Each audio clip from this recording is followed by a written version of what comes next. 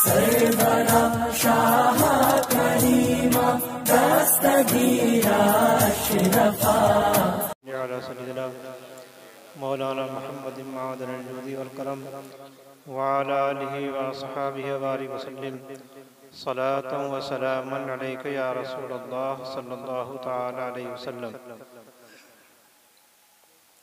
हज़रात, इशा के वक्त से आप हज़रात तशरीफ़ फरमा हैं और इस जलसे को समाअत कर रहे हैं।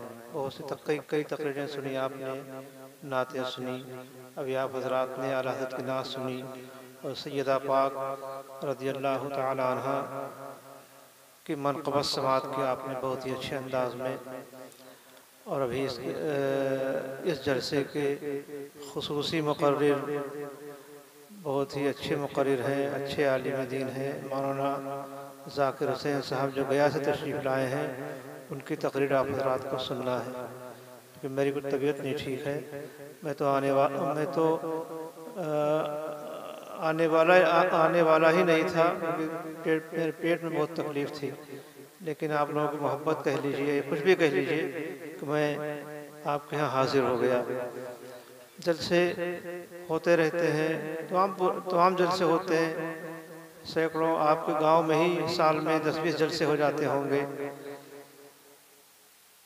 चाहे मैं हूँ या ये उलमाए किराम हूँ,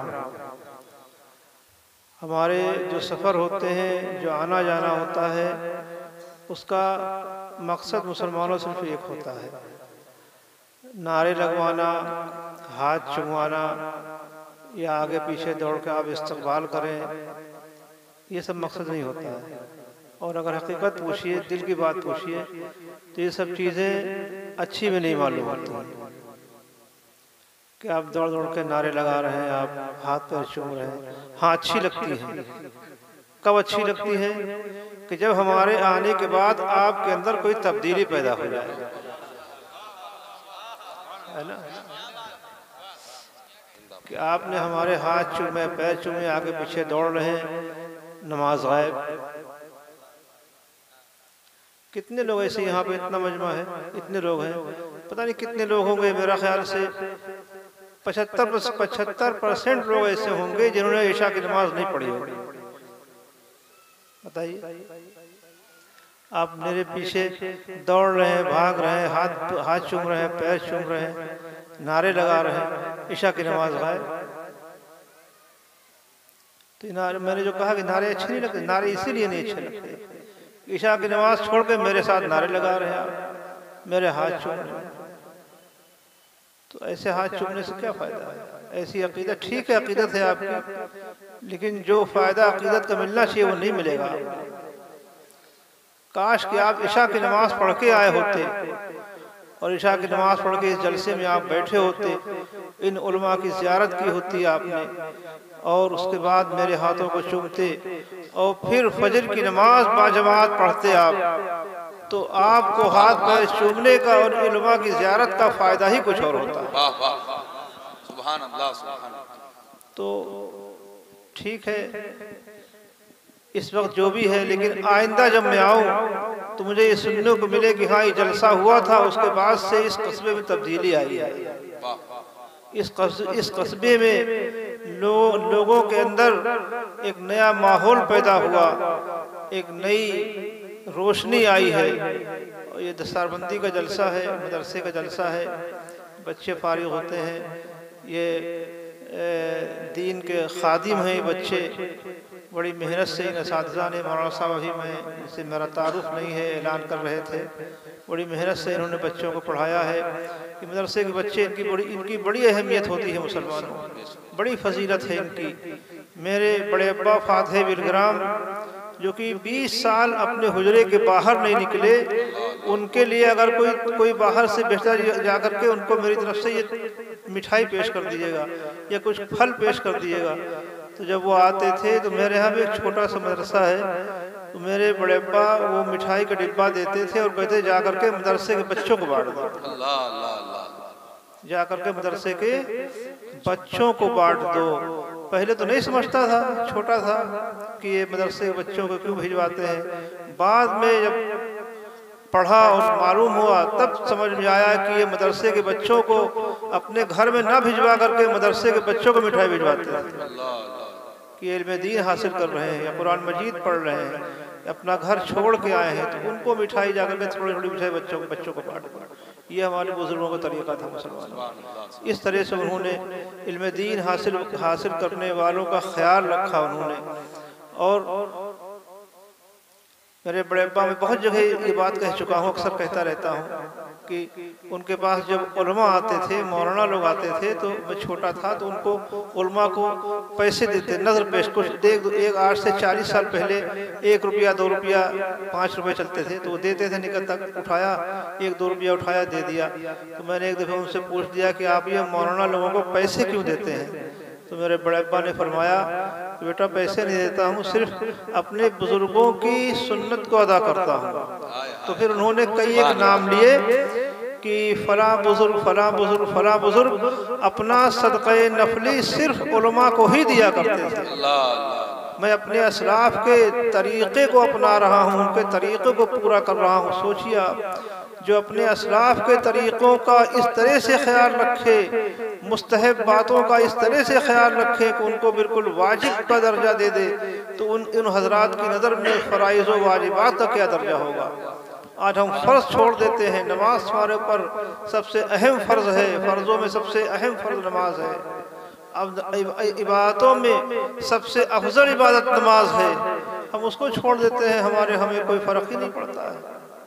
तो जलसे सिर्फ इसलिए होते हैं कि हम जलसों में आए, उलमा की बातों को सुने और सुन करके उस पर अमल करें, ताकि हमारी दुनिया भी संवर जाए और हमारी आखिरत भी संवर जाए।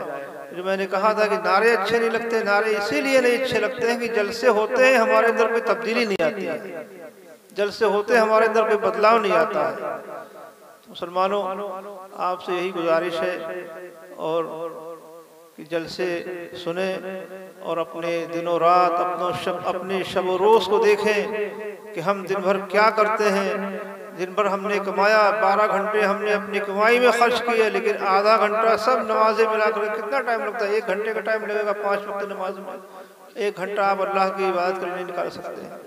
124 घंटे तो आप दिन रात सोने में, खाने में, कारोबार में निकालते हैं, तो 1 घंटा अल्लाह की इबादत के लिए निकाल लीजिए।